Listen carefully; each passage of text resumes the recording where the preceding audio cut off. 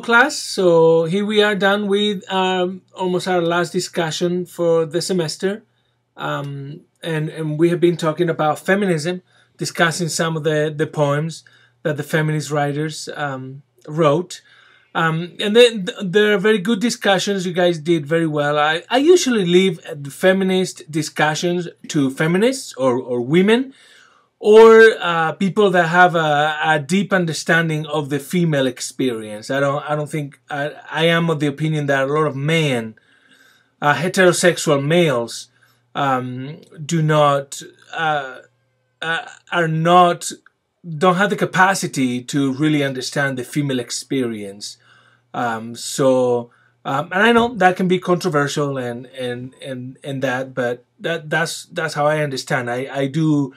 I am of the school of thought that believes that it's got to be the objectified group or the oppressed group, if we want to speak in terms of oppression. It's got to the liberation has to come from the oppressed group. Now, I as a male, as a white male, I can be an ally to a lot of the oppressed groups, name African American, Latinos,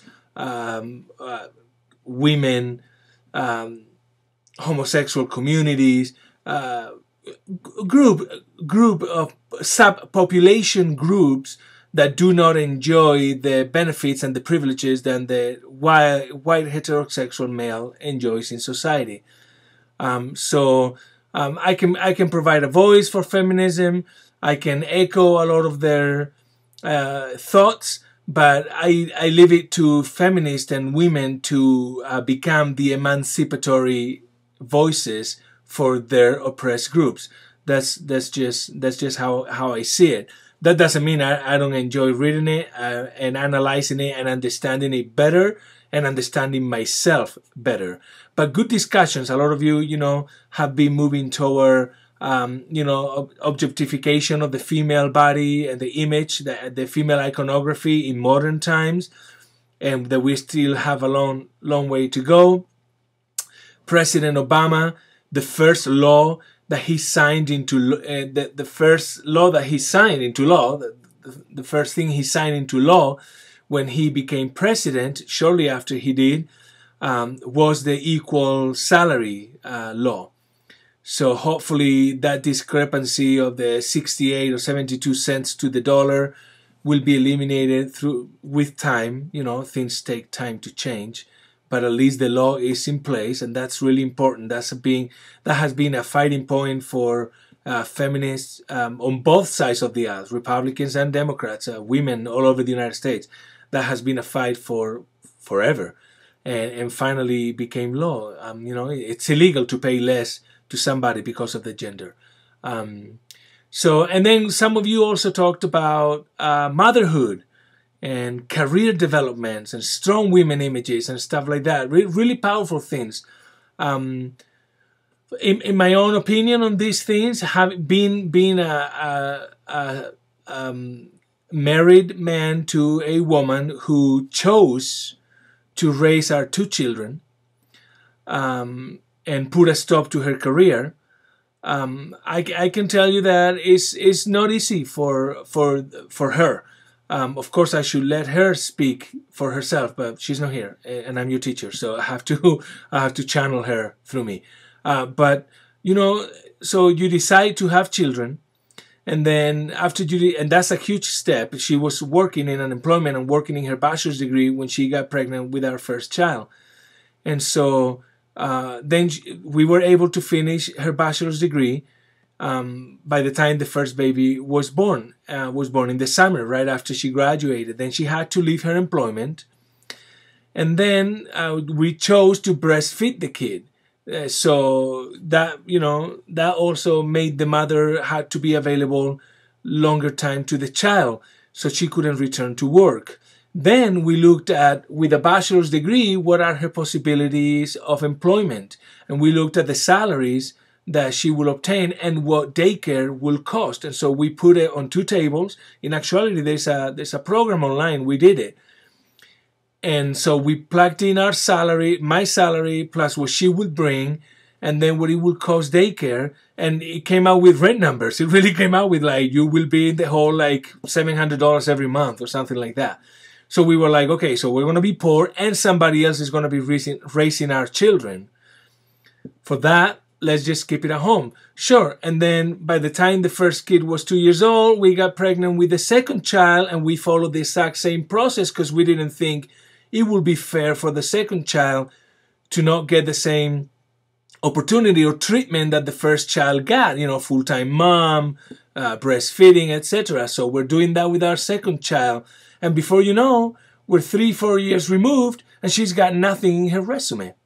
Zero, nothing. So she finished her bachelor's degree, she had a job when she got pregnant, and then from 2006 to 2010, blank. So when the baby number 2 goes to school in 2 years, she's going to go back to try to find a career, and they're going to be like, so what have you done in the last 6 years? And as many of you have agreed, and I agree with this 100%, I cannot be a full-time mom.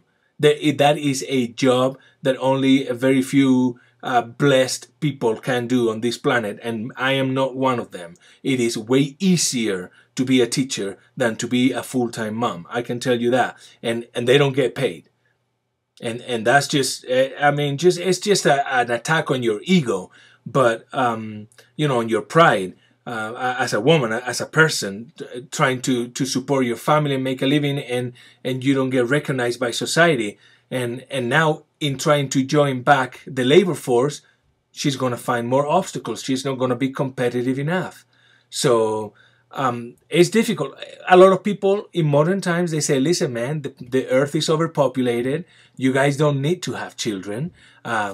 It was a choice, and it is your choice. So go with the consequences. Well, some of us, particularly those women that are in the situation of my wife, maybe they are actually asking for a system, an economic system, a labor system that supports motherhood differently, or at all, that supports it at all. Because as it is right now, it's your choice. You have a child, you leave, that's your problem, you know. If you want to come back, then you're going to have to come back and compete with your peers of your same age and your same education that have 4, 5, 6 years of work experience over you. So chances are you're going to have a hard time getting a competitive salary or just starting in a very blue-collar starting salary kind of job. That's what the system provides today. Can it be something different? Can it empower women to carry on motherhood, which for some religions as well as for some social groups is a good thing to do, to procreate. It's not, you know, it's not just a choice, but you know, some people believe in the continuation of the species and such. So, you know, I mean, there's a little more thought into it, you know, particularly when parenthood is planned. It's not just an accident, but it's something that you put thought into it. Some of us still believe that, you know, that situation for women is far from ideal. But how do we change it? We don't know.